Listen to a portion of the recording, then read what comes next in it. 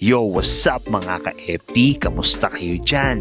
Another night, another FT na naman pala tayo ngayong gabi na to. For today's video, may nakita nga pala ako ditong bagong FT yan mga ka-FT. Dito lang yan sa Bilog, Barangay Palatio mga ka-FT. At malapit lang to sa Barangay Pinagbuhatan mga ka-FT. At budget friendly lang pala yung mga presyo ng mga menu o mga kainan nila dito mga ka-FT. For only 79 pesos makakakain ka na ng napakasarap na tapsilog. At located lang sila dito sa MH Del Pilar. Kahabaan lang to ng Bilog mga ka-FT o Barangay Palatio. What's up mga ka-FT?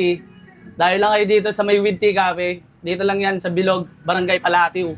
And everyday nga pala kami open guys, 4 PM to 1 AM. At titimusan ko na. So yon, what's up mga ka-FT? Ito na pala yung in-order namin ng mahal ko. Sisilog. Sa mahal ko naman garlic parmesan. So, ito yung in-order niya. For only 75 pesos. Not bad na rin. May 2-piece chicken wings ka na flavor na garlic parmesan. Then ito naman 85 pesos lang. Oh. Budget friendly talaga siya mga ka-FT. Tara, tikman natin. Yun. So, tikman natin mga ka-FT.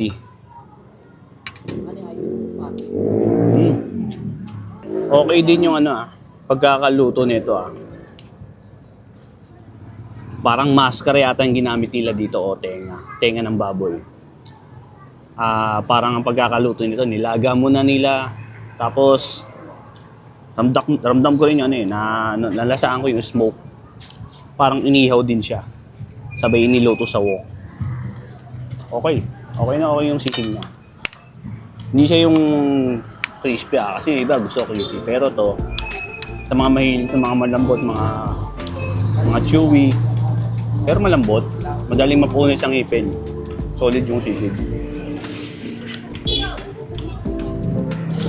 So, sa mahal ko naman, nakabot na. Malambot, diba? Chicken niya, patikim.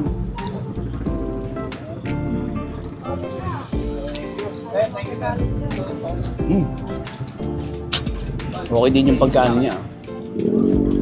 Pagka-salted, hindi ganun kaalat, no?